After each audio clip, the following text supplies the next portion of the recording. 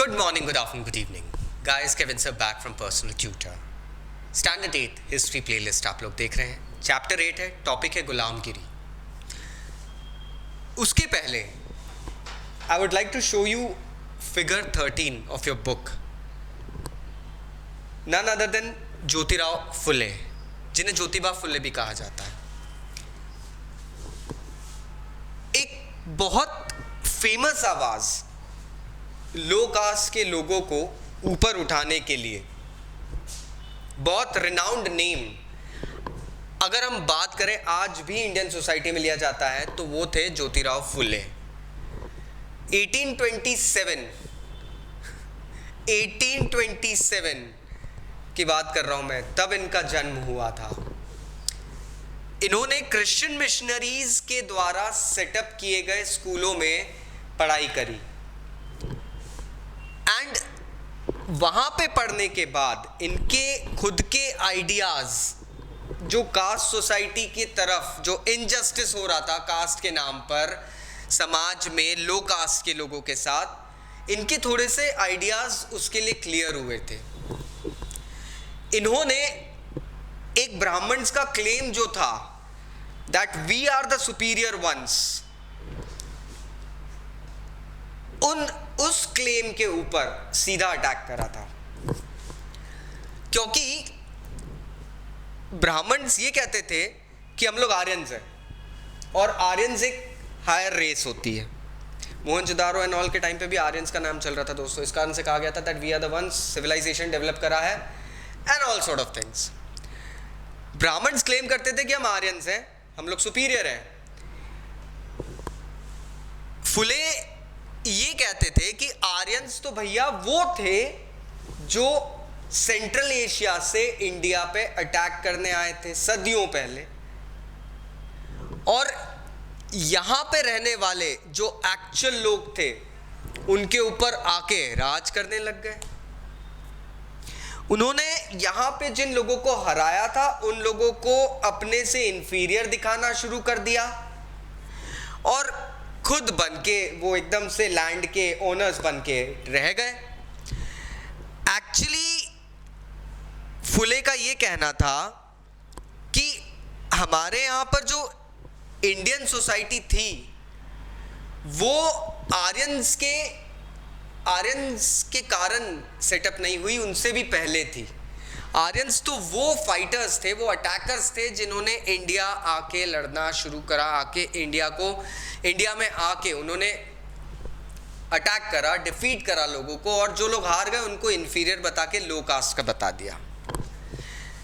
फुले ने ये भी क्लेम करा था कि आर्यंस के पहले इंडिया में एक ऐसी सोसाइटी थी जहां पे वॉरियर पेजेंट्स, मतलब वॉरियर क्लास के भी लोग और पेजेंट क्लास के भी लोग साथ में लैंड को टिल करते थे, खेती करते थे. जब वॉर नहीं होते थे तो सैनिक भी खेती करता था. एंड ये मराठा कंट्री साइड वगैरह है ना, वो पूरा इस तरीके से चलता था. क्योंकि ज्योतिबा फुले जो थे वो मराठा बैकग्राउंड को बिलोंग करते थे, तो वो उस एरिया के बारे में ज़्यादा डिफाइन करते थे. उन्होंने Shudra, that is the labouring caste, और अति शूद्र जिनको अनटचेबल कहा जाता था, उन लोगों को कहा कि आप लोगों को एक होने की ज़रूरत है. until and unless you will not form a union, you will always be discriminated. Satyashodhak Samaj की स्थापना ज्योतिबा फुले ने करी थी और इसमें कास्ट इक्वालिटी को प्रोपोगेट किया गया था कि सारी कास्ट इक्वल है, ऐसी कोई कास्ट नहीं है जो हायर है या लोअर है. सोर्स 3 में इन्होंने एक बहुत क्रिटिकल बात कही है, me here and you over there. क्योंकि देखिए, ज्योतिबा फुले एक जो एंटी कॉलोनियल मूवमेंट चलाने वाले जो लोग थे उनके भी अगेंस्ट थे. ज्योतिबा फुले जानते थे ये एंटी कॉलोनियल मूवमेंट चलाने वाले लोगों को जनशक्ति की जरूरत है, दे रिक्वायर मैन पावर.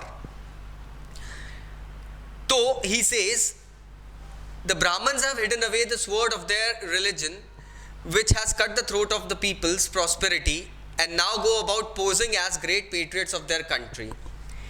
ये ब्राह्मण ने अपनी वो कटार, अपना वो खंजर छुपा लिया है जिससे वो गला काटते आए हैं लो कास्ट के लोगों का।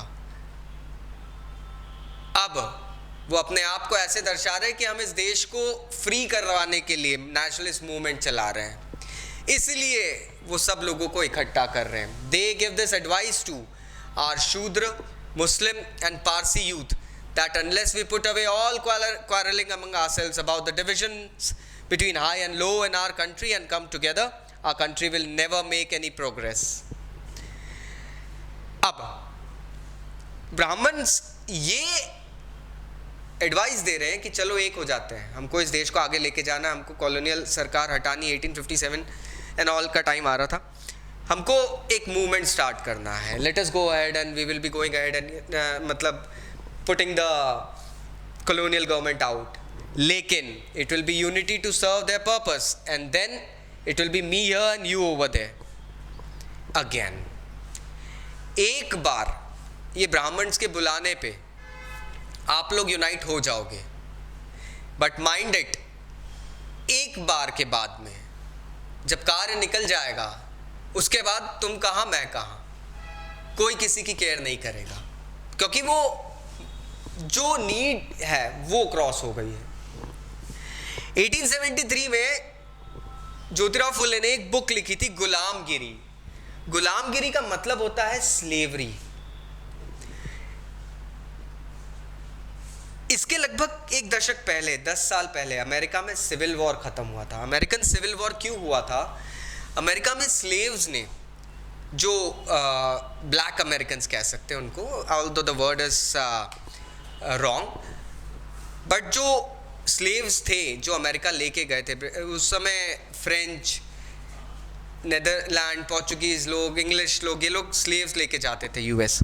सिविल वॉर ख़त्म हुआ था यूएस के अंदर, और सिविल वॉर या 1873 लगभग 1860s में सिविल वॉर हुआ था, और उस सिविल वॉर में ना अमेरिका में काम करने वाले ब्लैक अमेरिकन्स, नीग्रोज जो थे, उन्होंने स्लेवरी को एबॉलिश करने के लिए बहुत फाइट करी थी और वो सक्सेसफुल भी रहा।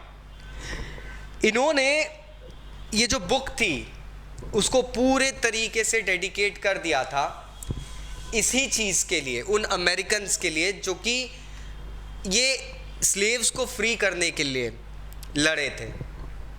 और उन्होंने जो कंडीशंस थी, जो इंडिया में जो लोअर कास्ट के लोग हैं और अमेरिका के जो स्लेव्स थे, उनकी एक लिंक इस्टेब्लिश करके इस बुक में बताई थी।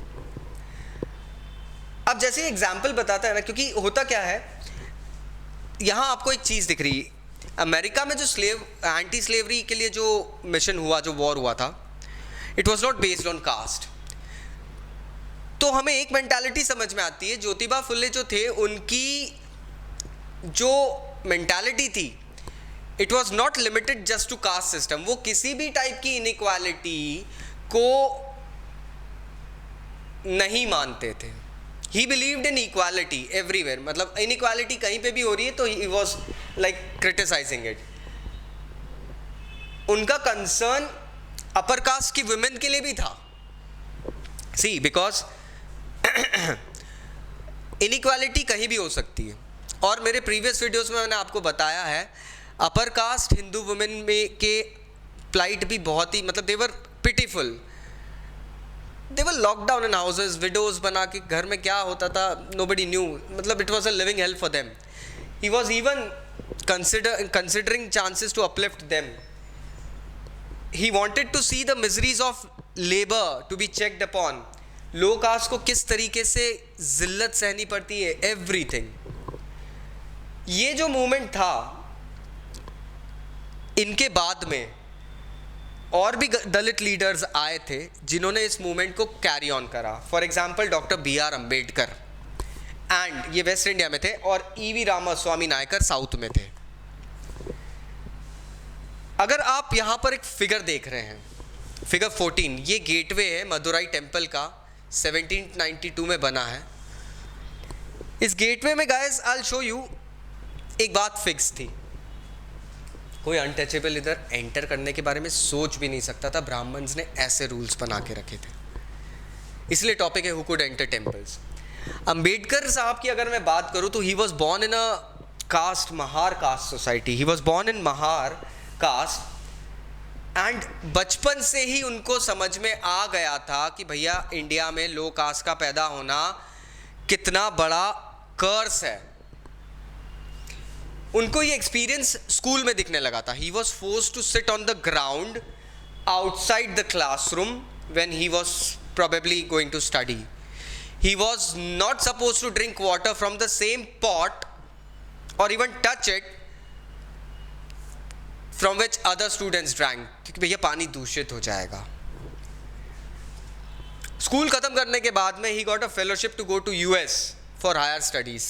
He went, वो गए थे US पढ़कर आए। वहाँ पे वापस आने के बाद 1919 में इन्होंने ये अपर कास्ट और जो ये कंटेम्प्रेरी सोसाइटी वगैरह जो होती है ना, वहाँ पर इंडिया में जो चल रहा है उसके ऊपर बहुत कुछ लिखना शुरू करा। 1927 में अंबेडकर ने एक टेम्पल एंट्री मूवमेंट शुरू करा था। ये जो आप टेम्पल देख रहे हैं मदुरई का, इसके गेट के अंदर टेम्पल एंट्री मूवमेंट के बाद ही अनटचेबल या लोअर कास्ट के लोगों को घुसना शुरू हुआ था, या महिलाओं को। उसके पहले ऐसा कुछ नहीं था। टेम्पल एंट्री मूवमेंट शुरू हुआ था जिसमें महार कास्ट के फॉलोअर्स ने इनको फॉलो करा। ब्राह्मण प्रीस्ट बहुत ज़्यादा एजिटेटेड हो गए थे उससे, क्योंकि महार कास्ट के लोगों ने अब टेम्पल टैंक्स वगैरह यूज़ करना शुरू कर दिए थे, पानी भरना शुरू कर दिया था। क्योंकि होता ये था, पीपल वर नॉट अलाउड कि आप तालाब से पानी भी नहीं भर सकते हो, आप कुंड से पानी भी नहीं भर सकते हो, वो सिर्फ ब्राह्मणों के लिए। बी आर अम्बेडकर ने ये चीज़ चेंज करी। इसके बाद अम्बेडकर ने ऐसे 3 मूवमेंट्स 1927 से 1935 के बीच में शुरू करे, और इनका एम ये था कि लोगों को पता चले फाइनली कि ये कास्ट प्रेजुडाइसेस क्या चल रहे हैं इंडिया में। अर्ली 20th सेंचुरी आते आते नॉन ब्राह्मण्स ने ये मूवमेंट चलाने का बीड़ा सा उठा लिया था। They were very much keen to get out of those clutches, और ये उन नॉन ब्राह्मण लोगों ने शुरू करा था who incidentally were educated. Education plays a vital role. They were educated, they had wealth and they had influence. Wealth and influence भी दोस्तों, पब्लिक के ऊपर उनकी बात मानने का एक तरीका। इन्होंने आर्ग्यू करा था कि ब्राह्मण्स जो थे वो तो आर्यंस के ही वंशज हैं जो इंडिया पे अटैक करने आए थे। यहाँ पे रहने वाले जो ओरिजिनल इनहैबिटेंट्स थे भैया वो तो द्रविडियंस थे। ये जो है इंडिया में रहने वाले एक्चुअल लोग तो द्रविडियंस थे, ब्राह्मण्स तो उन आर्यंस के वंशज हैं जो इंडिया में बाहर से आए थे।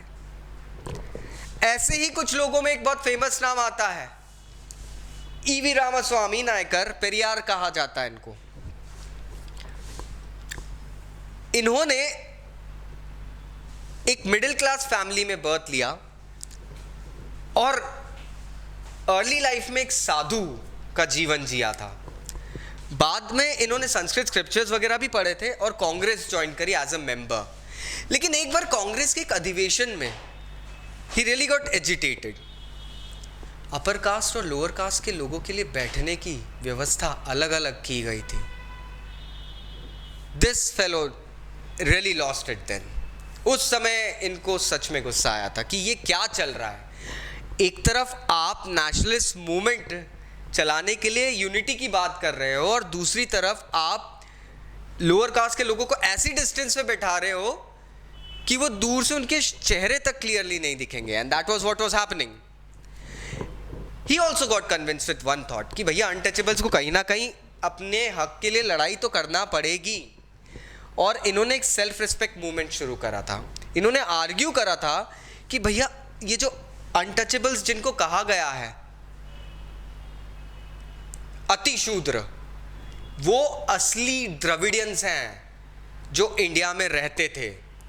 आर्यंस जो ब्राह्मण्स अपने आप को सुपीरियर बताते, वो तो आर्यंस के वंशज है जो इंडिया में आके तब रहे थे जब उन्होंने इंडिया पे अटैक करा था। उसके पहले से इंडियन सोसाइटी थी। माइंडेड, यहाँ रिलीजन की बात नहीं हो रही है, यहाँ कास्ट की बात हो रही है। अब इन्होंने ये भी बहुत अच्छे से क्लेम करा था कि सारी रिलीजियस अथॉरिटीज़ ये सोसाइटी के जो डिविजन्स और अनइक्वालिटी को गॉड गिफ्ट मानती है, whereas किसी भी एंशिएंट टेक्स्ट में ऐसा कहीं नहीं लिखा है कि ये कास्ट सिस्टम या सोशल इनइक्वालिटीज़ जो है वो गॉड ने दान करी या किसी गॉड ने खुदा के बोला नहीं है. That was his major concern. Periyar एक बहुत आउटस्पोकन क्रिटिक था. He actually criticized the codes of Manu, Mahabharata, Ramayana in a very peculiar manner. He studied them in a very close manner and चुन के उनके अंदर से ऐसी बातें निकाली जिनको ट्विस्ट एंड टर्न करके इंडियन सोसाइटी के अंदर फैला दिया गया था. He very well went ahead and stated certain things. For example, domination of men over women. He was very critical about this thing कि ये देश एक ऐसा देश है जहाँ पर हम देवी देवताओं दोनों को पूजते हैं, और वहीं पर महिलाओं को सती के लिए बाध्य किया गया था. विडो रीमैरिज को बैन करा गया था. जो विडोज कहीं ना कहीं कोशिश करके रीमैरी कर भी लेती थी, हालांकि the number was very megger, but yet they were boycotted from the society. उनको इक्वल ट्रीटमेंट नहीं मिलता था. ये सारी चीज़ें जो आ रही थी, ये कुछ ऐसे असर्शंस लेकर आए थे जिससे कि एक स्टिर इंडियन सोसाइटी में आ गया था. लेकिन कहते हैं ना, a spark neglected, wherever there is a smoke there is definitely a fire. हुआ ये था कि जब ऐसे रिफॉर्मर्स इंडियन सोसाइटी में आने लगे, B.R. Ambedkar, Periyar and all, तो जो कट्टर सोसाइटी के सो कॉल्ड ठेकेदार, आई यूज दिस वर्ड ऑलवेज, थे, उनको कहीं ना कहीं एक पिंच होने लगा कि जो हिंदुइज्म और caste system, I should be using the word caste system क्योंकि इसमें रिलीजियस एस्पेक्ट नहीं था, कास्ट सिस्टम के ऊपर जो हमारी स्ट्रॉन्ग होल्ड बनी हुई है वो कहीं ना कहीं हमारे हाथों से निकलती जा रही है. सो व्हाट हैपेंड, एक रिटेलिएशन होता है. Every action has an equal and opposite reaction. Retaliation यहाँ पे भी हुआ. उस समय इंडिया में बहुत सारे समाज बनाए गए थे, जैसे कि ये बनी थी सनातन धर्म सभा, भारत धर्म महामंडल, ब्राह्मण सभा, ब्रह्म सभा, ये सब सभाएं बनी थी क्योंकि somewhere somehow people really wanted to go ahead and keep a strong hold over the society. superiority कहते हैं ना, मेंटेन करके रखना थी. तो superiority मेंटेन करके रखने के लिए ये चीज़ ज़रूरी थी कि समाज में एक अपनी स्ट्रॉन्ग होल्ड बना के रखो. समाज में स्ट्रॉन्ग होल्ड कब बनेगी, जब आप एक ग्रुप मेंटेन करके रखो, उसके अंदर इन्फ्लुएंशियल लोगों को एसोसिएट करो. So this was all going on. And independence के बाद भी हम अभी ये देखते हैं दैट स्टिल इंडियन सोसाइटी में कहीं ना कहीं ये रिफॉर्म्स उतने डेप्थ तक नहीं जा पाए हैं जितने वो जाने चाहिए थे. We still are lingering through the same gullies of casteism, injustice, social inequality या violence against women and all. ये सारी चीज़ें चल रही है. So I hope now you got the crux of the topic that I was discussing.